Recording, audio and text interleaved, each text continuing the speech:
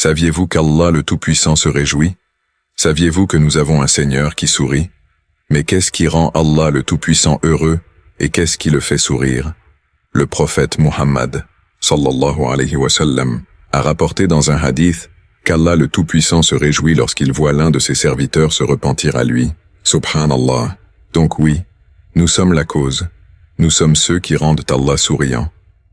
Bien entendu, Allah ne ressemble en rien à ses créatures dans la forme.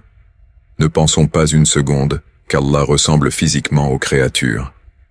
Pouvez-vous imaginer qu'Allah se réjouisse à cause de votre propre action? Et comment Allah se réjouit? Le prophète, sallallahu alayhi wa sallam, nous décrit une belle parabole pour imager ceci. Il nous raconte une belle histoire d'un homme qui voyage avec son chameau.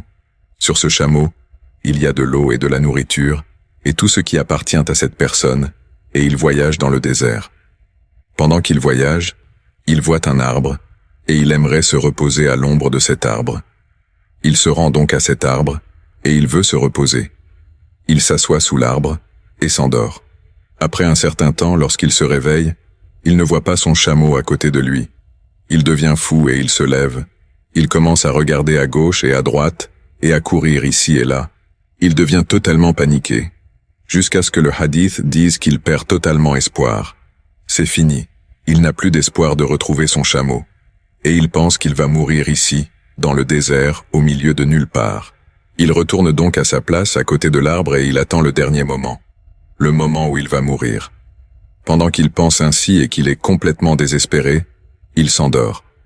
Et lorsqu'il se réveille, après un certain temps, il voit le chameau à côté de lui. Il saisit la corde ou la ceinture du chameau de ses mains immédiatement. Vous pouvez imaginer à quel point il est heureux.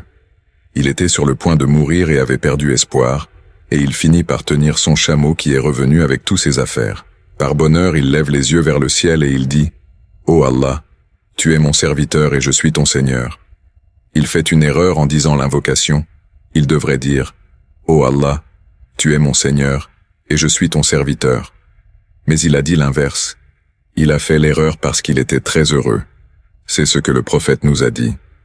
Allah, subhanahu wa ta'ala, se réjouit encore plus que cette personne, si l'un de nous se repent sincèrement à lui.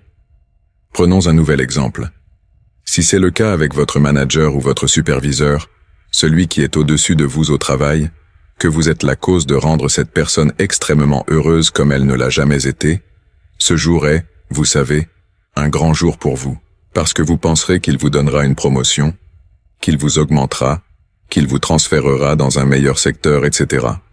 Et si vous rendez vraiment Allah le Tout-Puissant heureux, qu'est-ce qu'il fera pour vous? Vous ne pouvez même pas imaginer ce qu'il peut faire pour vous, car s'il est heureux, vous êtes heureux à coup sûr. Il y a 3 conditions au repentir plus une. C'est entre vous et Allah le Tout-Puissant. Numéro 1, arrêtez immédiatement de faire le péché. Numéro 2, vous devez ressentir du regret. Vous devez regretter ce que vous faisiez avant. Numéro 3, vous devez avoir une intention et une volonté forte de ne pas retourner au péché. Ce sont les 3 choses que vous devez faire pour vous repentir. Numéro 4, qui concerne uniquement si vous avez fait du tort à quelqu'un d'autre. Par exemple, si vous avez dit quelque chose de mal à une personne, vous devez lui présenter vos excuses pour réparer ce tort ou le dédouaner si vous lui avez causé un tort financier ou autre. J'espère que cette vidéo vous a été bénéfique. Qu'Allah nous guide et nous protège tous.